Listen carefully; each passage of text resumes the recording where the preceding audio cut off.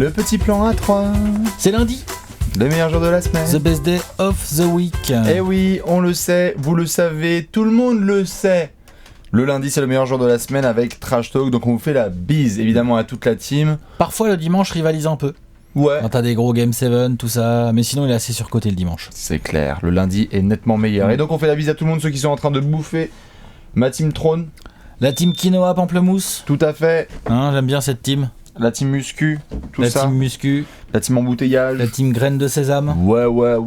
Et bien sûr, la team Kebab. Et la team Kebab, on le sait. L'incontournable team Kebab. Et ouais, et tous les gens all around the world qui n'ont pas forcément le même décalage horaire, mais on pense à vous, et donc on démarre la semaine bien comme il faut, avec un plan A3. Sortez les couteaux, pas forcément les fourchettes, mais surtout les couteaux. Que les couteaux, ça suffit, ou les haches. Tout à fait, du bon coutal pour ce plan A3, puisque nous sommes partis sur un trio assez physique, assez vicieux. Assez Rachid Wallace, Bill Laimbeer et Ron Artest. Ça va. C'est pas mal. Il y a du vice, il y a de la défense, il y a mine de rien des vraies qualités intrinsèques de basketteur. On va en parler. Basketteur, mais quand même. Mais il y a une réputation, c'est vrai. En termes de réputation, on est bien. On est lourd. D'ailleurs, pour certains qui veulent faire les taquins, vous pouvez mettre tout à fait The Panda's Friend. Vous pouvez mettre Meta World Peace si vous voulez. Mais nous avons décidé de rester sur Ron Artest. C'est Ron Artest. Puisque le sommet, quand même, de la folie, c'est Ron Artest. Oui. Tout à fait d'accord. C'est pas Meta World Peace. Donc là, détrompez-vous. Ils sont tous les trois très souriants sur l'image. C'est un sourire qu'on appelle de façade. C'est ça. C'est-à-dire que le mec te sourit, mais en même temps, si tu tournes le dos, il te colle un coup de coude dans la nuque. C'est la photo administrative, il faut sourire. Ouais. Sinon, c'est plus ça la gueule. Sans problème, ouais. C'est plus ça. Ou alors il sourit comme ça, mais une fois que t'es par terre et que ça saigne. Ça les fait rire, tu vois, genre comme ça. Tout à fait, voilà. Un peu pervers. Et donc, comme d'habitude, on vous rappelle le concept, c'est simple, on a 3 hommes, 3 athlètes, pas forcément de la même génération ou du même poste, mais qui sont dans une catégorie qu'on a décidé de créer. On en prend un, on le met en...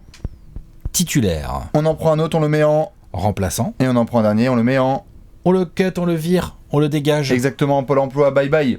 C'est le plan A3. Vous êtes des milliers, des millions, que dis-je, tous les 15 jours à nous donner vos versions des plans A3. À chaque fois, ça se rentre dans la gueule. Il y a eu des moments épiques, vous pouvez les revoir sur la chaîne. Il y a eu du KG, Dirk Duncan.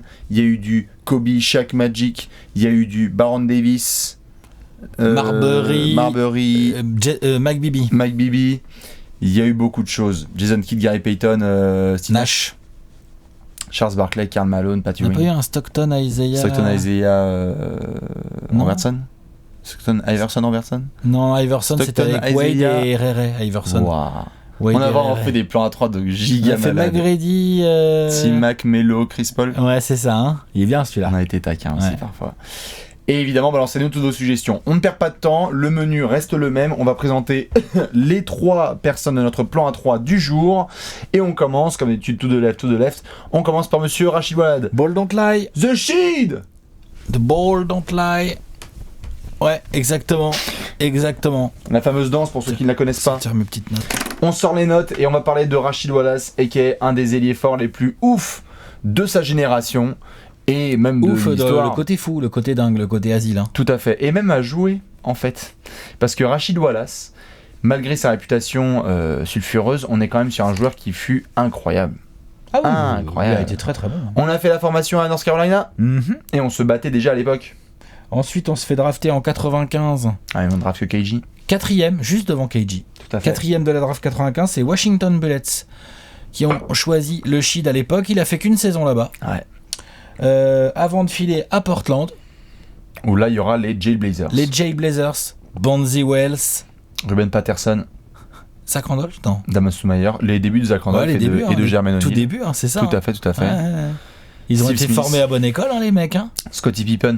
Ouais. Toujours un role model quand il faut. Ouais, exactement. Quand il faut montrer l'exemple. Tout à fait. Vous pouvez compter sur Scottie Pippen. Ils étaient ouf, ces Jailblazers, qui ont été, avant d'être les Jailblazers, qui ont été les bons Blazers, c'est-à-dire quand même c'est une équipe qui pousse les Lakers de l'an 2000 en 7 matchs. Vrai, ils sont quasiment en finale NBA. Ça jouait. Et même en 99, ils se battent contre les Spurs et ils sont presque en finale NBA, ces Blazers-là. Je suis d'accord. Et le Sheed est quand même, si ce n'est pas le meilleur marqueur, le joueur qui intrinsèquement est le plus fort. Ouais, on peut le dire.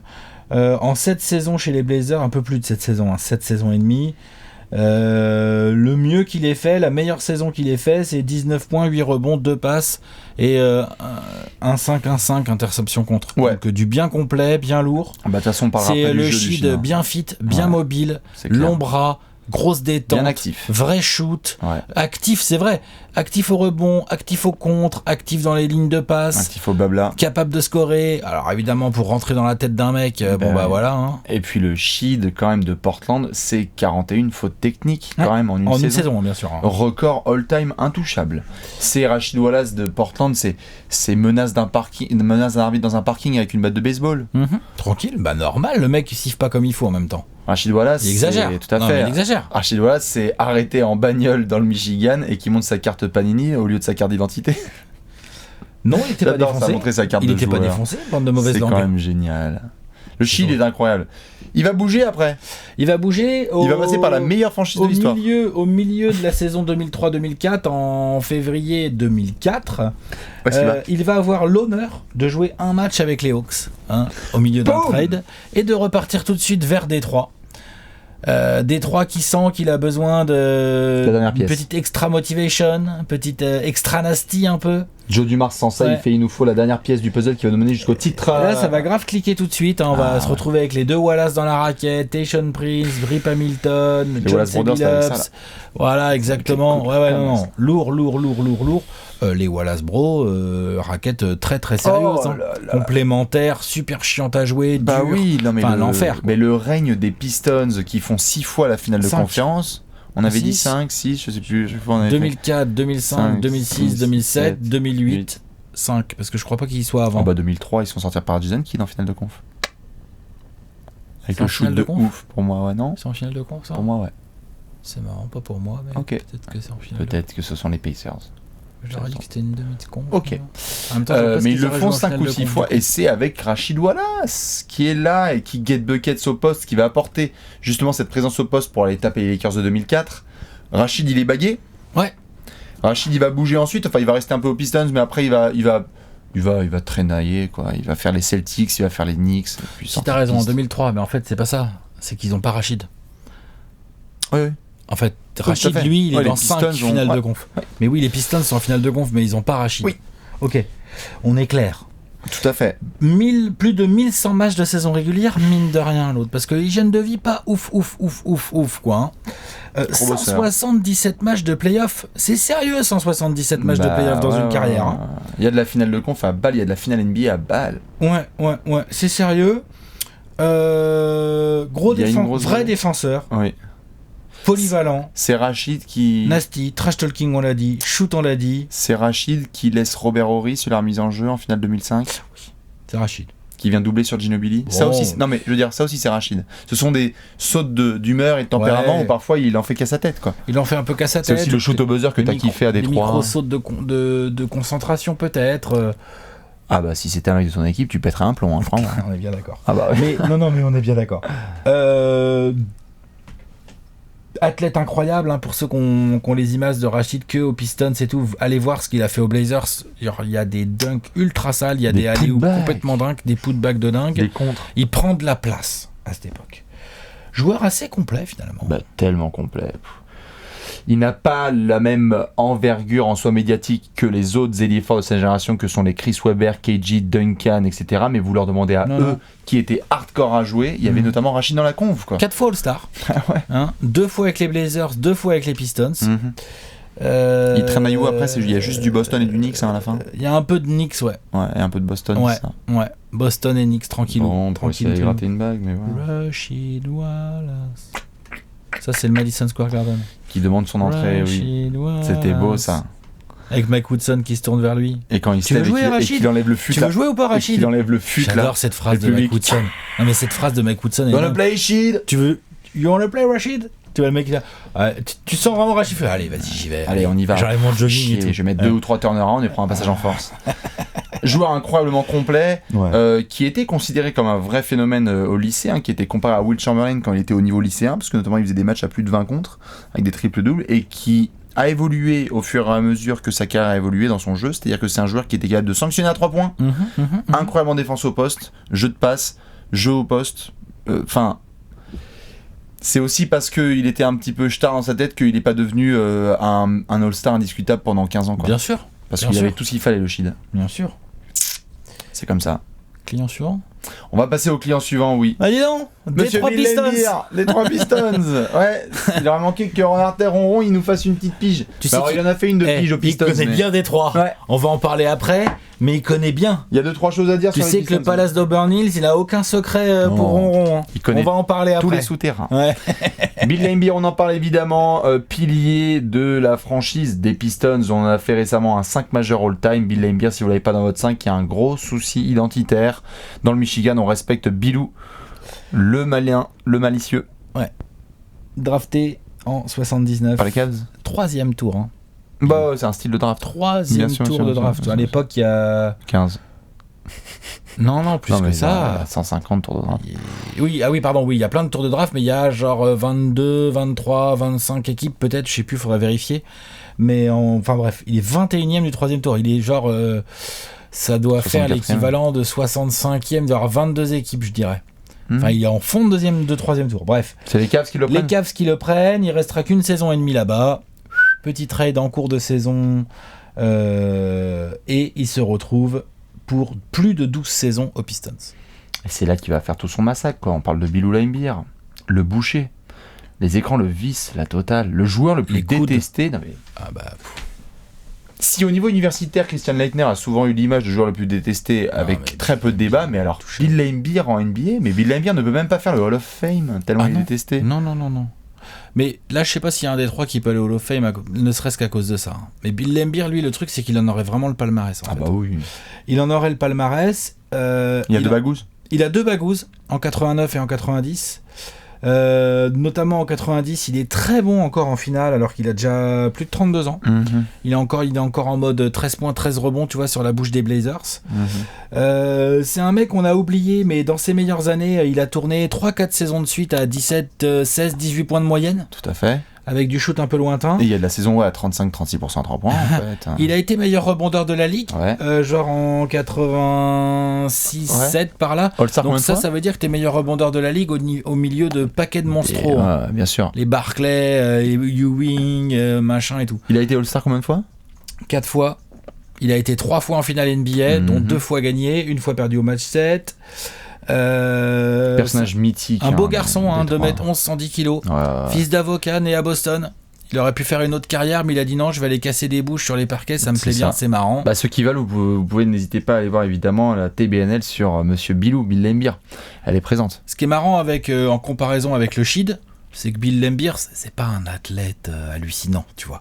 Il est pas spécialement Ça joue à la mobile, dure. il a pas spécialement de détente. C'est vrai, hein, c'est pas un marsu. Ah non, c'est clair. Mais c'était un marsupilami au début, le Shid, hein, clairement. Le Shid, c'est chaud. Clairement. Mais Laimbeer, il a Laimbeer, jamais. touché une orange de 24. Non mais ou jamais, ça, genre, je sais même pas s'il touchait le cercle, tu Si, sais. c'était un salaud. Non, je déconne, mais non, mais je me moque. Mais mais c'est pas ça. Lui, c'est science du placement, science du coup de coude, du vice. science de la corde à linge, science de l'uppercut. S'il faut qu'on gagne, si pour gagner, il faut que je sois la personne la plus détestée de la planète, alors je vais le Il y a faire. pas de problème, ça me C'est va le bien. compétiteur ultime. Exactement. C'est-à-dire que je m'en fous de mon image, on va me cracher dessus, on va me casser la on gueule va sur le me terrain. menacer de me Le défoncer coup de coude chez que moi lui et met ma à famille. Robert Parrish.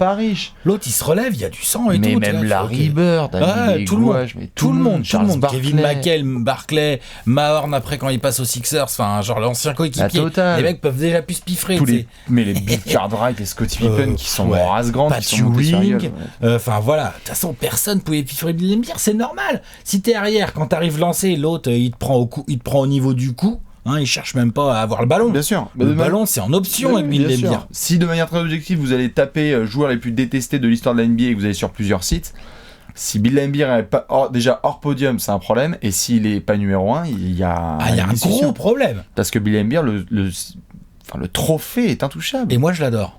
C'est marrant, hein. mais c'est Le mec normal. est détesté par les joueurs, bah non, t'es pas obligé, il y en a qui aiment pas. hein. Non, mais ce que je veux dire par c'est normal, c'est que C'est mythique. c'est totalement mythique. Et puis je veux dire, les Pistons qui sont mythiques, des Bad Boys, ils ont comme emblème, on adore Isaiah Thomas, hein, mais moi honnêtement, je pense tout de suite à Bill Laimbeer parce que c'est un casseur de joueurs. Et puis en plus, ce qu'il a fait est complètement hors du temps, c'est-à-dire que tu ne le referas pas aujourd'hui. Si tu fais 2-3 fois des fautes comme faisait Bill Laimbeer à l'époque, je pense que t'es suspendu 20 matchs. Mais il y a procès. 30 matchs, ouais, c'est ça. Si tu blesses un joueur et tout, laisse tomber. Enfin, lui, il s'en foutait de tout ça. Il posait pas la question, quoi. Et d'ailleurs, par la suite, si je ne dis pas de bêtises, et c'est là que c'est vraiment une icône de Détroit au général, c'est qu'une fois qu'il prend sa retraite, après, il va prendre un peu de bon temps pour lui. Et après, je crois que c'est le coach champion des Shock en WNBA. Possible. Des Détroit Shock. Et après, il a pris les Liberty à New York. Ouais, si je dis pas de bêtises, ça se trouve, je dis la même, mais je crois donc. Mais c'est un bon leader, hein. Ah bah. Je veux dire, enfin bon, pas dans le sens gentil, mais dans le sens qui tire vers le haut. Tu sais que ça tire vers le haut une team, ça. Ouais, c'est autre chose que Rachid. Hein. C'est que dès que t'arrives à Détroit, les mecs ont dit genre, il faut que tu passes par les NBA. Ouais, voilà. Ici, on bosse comme ça. Tu fais ça. Si t'as un problème, tu viens. Et puis sur le terrain, tu fais ce qu'il te dit. Hein, en défense, c'est lui qui commande. Hein. Non, c'est clair. Point barre. Et puis si tu fais pas ce qu'il dit, à mon avis, tu joues pas beaucoup en fait. C'est vrai. Hein. Donc non, un vrai patron. Et avec ce genre de mec-là en patron de défense, bah, tu gagnes 2 titres au milieu de Magic, Bird, Jordan, Ewing, Hakim et compagnie, quoi. On est bien d'accord. C'est fort, c'est très très fort. Et en termes de fort aussi, on a Ronron. On a Ron Artest, a.k.a. donc Meta World Peace, a.k.a. The Panda's Friend. Donc là, il y a un truc assez intéressant. Donc 1m98, 117 kg. Hein. C'est ce qui est annoncé.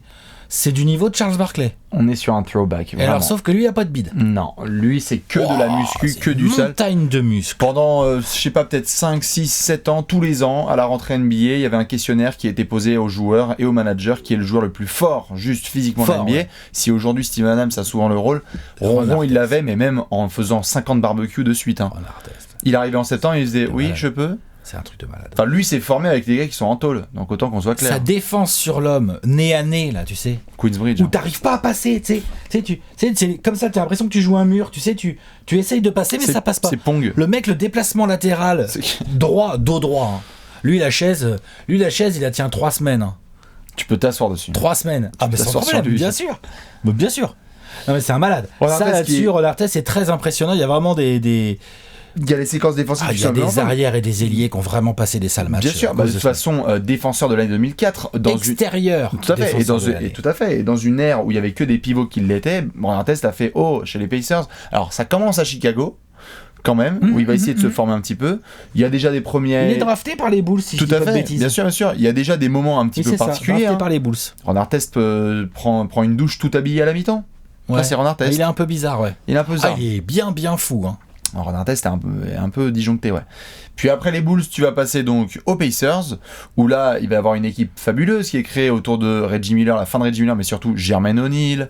Je crois que même l'Amérique Carlisle, il l'a Ron Artest à ses débuts avant de donner la main à Jim O'Brien. C'est possible. Et Larry Brown, mais pas Larry Brown, mais dans tous les cas, oui, il passe à Indiana. Et à Indiana, il va faire des saisons quand même, Ron Artest. Ah bah, la saison dont tu parlais, là, où il est défenseur de l'année, là, il y a 20 points de moyenne, non ? Il y a quasiment 20 points, il y a 5 rebonds, il y a 4 passes et il y a plus de 2 interceptions. Oh, c'est lourd. Star. Il est combien de fois le star en Artest ? Une fois. Ok, ça doit être celle-là. Il est une fois All-Star. Ah oui, ça doit être là, oui.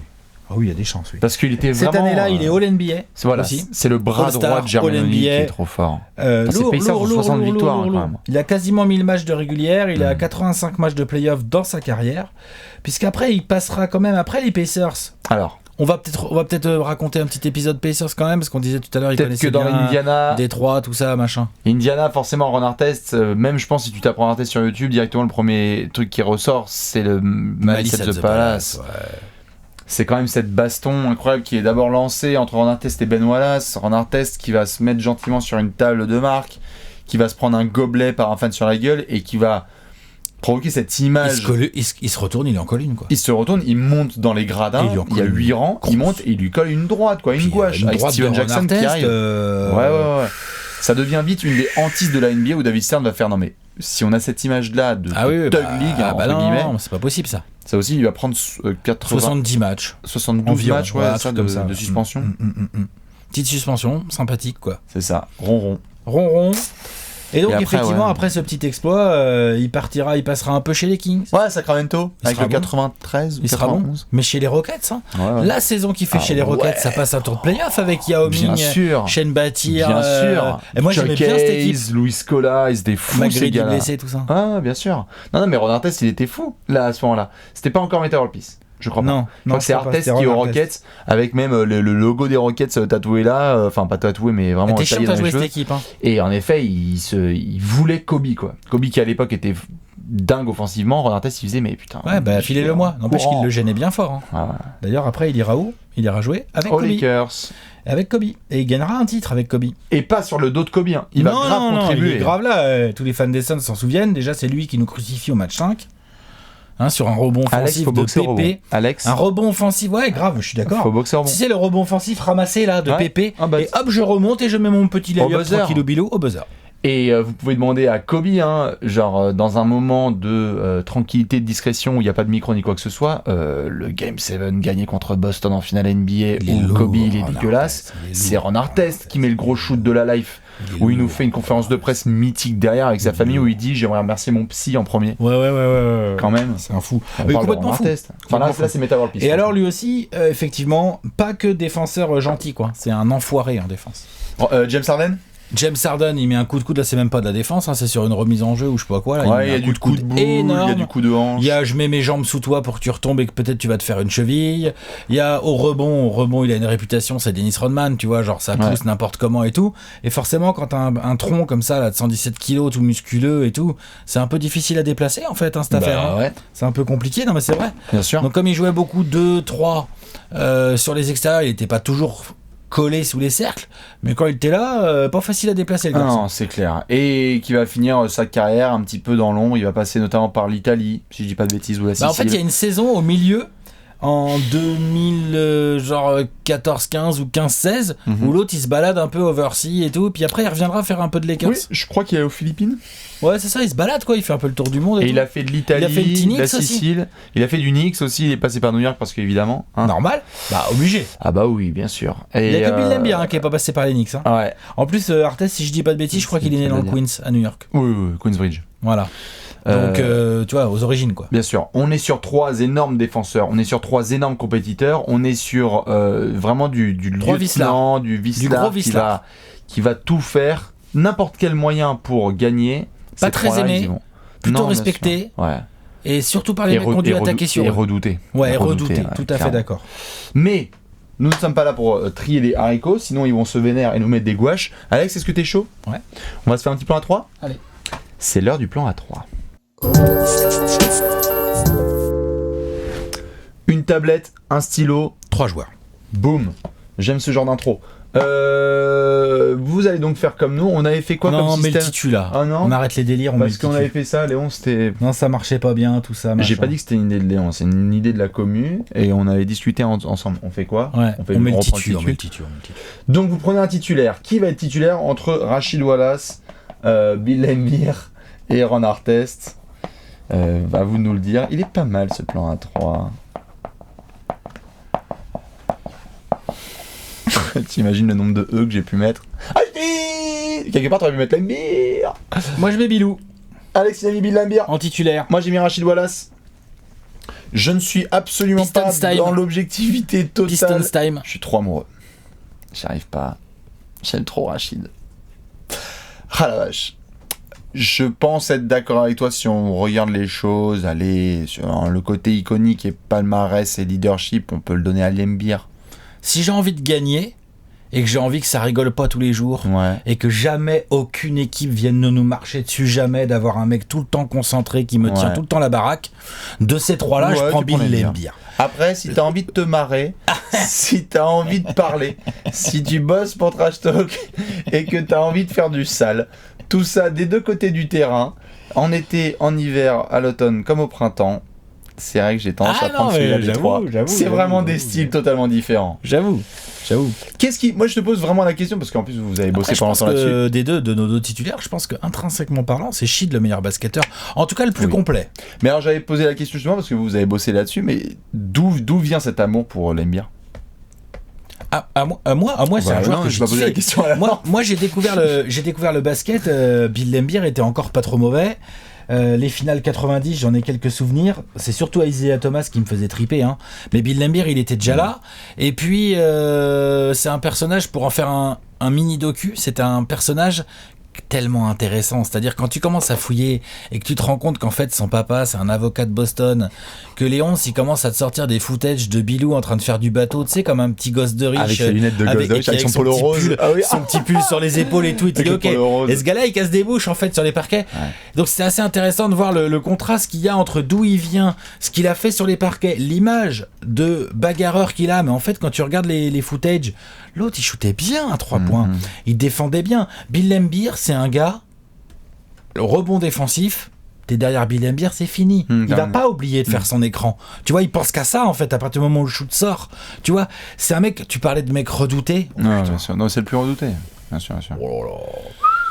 Parce que là, faire un drive contre l'époque Pistons fin d'années 80, si tu repars pas avec c'est un truc dangereux. Bien sûr, non, mais tu vois, c'est une aventure. C'est un petit délire, quoi. C'est un truc dangereux. Non, j'avoue. Et puis, il a formé tellement de mecs, quoi. Dennis Rodman, John Saleh, Rick Mahorn. Enfin, il a formé trop de mecs, en fait. Non, c'est clair. C'est un patron. Donc, oui, non, c'est mon titulaire sur ce plan A3. Voilà. Bah, écoute, moi, je t'ai mis le Rachid, oui, pour. Comme tu l'insinuais là un petit peu, le côté intrinsèquement. C'est-à-dire que Rachid. Putain, il y a ce côté, c'est limite un what-if. Si Rachid avait été vraiment sérieux. Mais en fait, Rachid, tu lui donnes le mental de Bill Laimbeer. Donne-lui le mental de Bill Laimbeer. Mais c'est un ailier for all time. C'est possible. Mais vraiment. Donne-lui le mental de Kevin Garnett, tu vois. Oh là là, mais vraiment, Rachid, moi j'ai vu des matchs.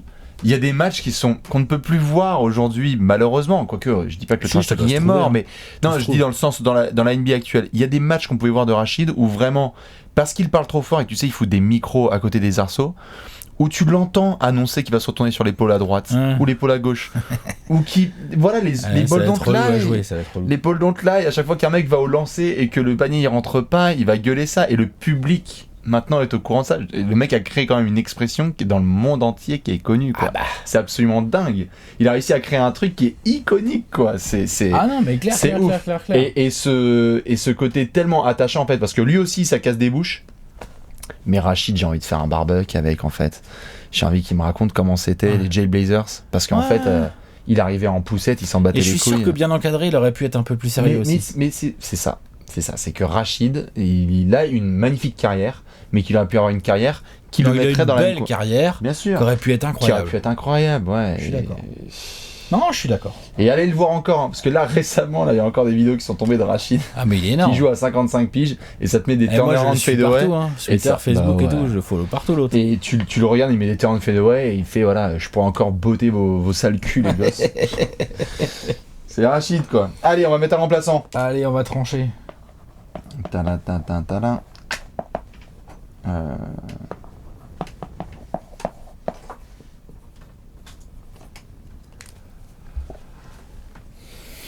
Ok, donc on cut tous les deux Ron Artest. Ah oui, moi j'ai mis les deux là en fait, moi, parce que j'ai. Oui, pardon. Non, c'est bon, t'as raison. Tu as mis Rachid Wallace sur le banc, j'ai mis Bill Laimbeer et on cut Ron Artest. Il est pas loin Ron Artest de faire mon banc, mais c'est un cran en dessous quand même. Hein. Il manque ce côté un peu icône. Ouais. Parce qu'il a la bague lui aussi. Hein. Bah, il a la bague en 2010 hein, avec les Lakers, hein, il a une bague. Ouais. Il a un rôle important, comme tu l'as souligné tout à l'heure, autour des Lamar Odom, Pau Gasol et Kobe. Hein, il a un rôle très important, défensif, rôle de renard et tout. Il a une belle carrière et tout, machin, mais je sais pas. Bon, déjà, il était pour question de couper Rachid. Bon, ça, de toute façon, tu l'aurais fait. Donc, à partir du moment où je le mets pas titulaire, forcément, il faut que je mette l'ambiance dans le vestiaire. Fenêtre. Ouais. Et puis, je sais pas. Rien que d'imaginer une raquette où il y a Bill Laimbeer et Rachid Wallace côte à côte. Ouais, d'accord. Je sais pas. J'ai envie d'y penser, tu vois. Et Ron Artest, oui, non, mais joueur exceptionnel. Mais peut-être un peu trop fou, surtout. Dans sa tête, vraiment, au départ, en fait. Et Rachid, tu vois, on sent que, sans lui faire offense, on sent que la drogue a un peu tapé sur son cerveau aussi. Quoi, le shid ? Ouais, un peu. Mais si, Baliverne. Sûr. Rumeur. Toi, t'as regardé le New York Daily News, non, le shit, j'en suis sûr, et ça rajoute, ça n'enlève rien au personnage, c'est pas grave, je m'en fous. Mais je sais pas s'il est fou. Je pense que Shid est un peu barré, un peu bizarre, un peu anarchique. Mais tu vois, voilà, je pense que Ron Artest est vraiment fou. Ah oui, Ron Artest, un méchant, agressif. Je sais pas comment dire. Donc il me fait moins plaisir, il me fait moins envie. Et en termes de talent, Ron Artest, il est pas meilleur que Rachid Wallace. Enfin, tu vois, genre, je pense que ça se bat bien. Bah, de toute façon, en toute honnêteté, on peut le dire. On avait hésité aussi avec Monsieur Charles Oakley, en fait. dans le plan A3. Ouais, mais là, il est vraiment pas assez bon en tant que basketteur intrinsèquement parlant. Oakley se serait fait taille, je pense, assez rapidement sur le plan A3, donc on a mis Ronron. Dites-nous si vous avez mis quelqu'un d'autre. On va montrer le petit tableau. Moi, je pourrais comprendre que des gens n'aient pas envie de couper Ron Artest parce que défenseur d'année en tant qu'extérieur, il avait quand même un vrai shoot. Non, les fans des Pacers, des qualités athlétiques incroyables et tout. Je pourrais comprendre, je pourrais entendre les fans des Pacers. Non, on les met dans un cran. Mais un cran dessous. On va montrer le tableau Mébaléons. Le voici, et donc Alex nous a mis Bilou Laimbeer en titulaire, je l'ai mis sur le banc, et Rachid Wallace sur le banc d'Alex, je l'ai mis titulaire dans le 5 majeur. Ron Artest devra bosser un peu plus et notamment prendre ses petites gélules rouges en voyant cette vidéo. Les rouges, pas les bleus. Ouais, les rouges, faut prendre les gélules rouges. Dans tous les cas, dites-nous, vous qui vous mettriez sur ce plan A3 en titulaire remplaçant et qui vous envoyez chez Pôle emploi. Et n'hésitez pas à balancer des suggestions car on a déjà fait pas mal. On a encore de la réserve, mais on sait qu'il y a des génies dans la commu, donc balancez vos petites suggestions plan A3. Bisous à tous. Très bonne semaine à tous. Et très bon lundi. Ciao, ciao. Ciao.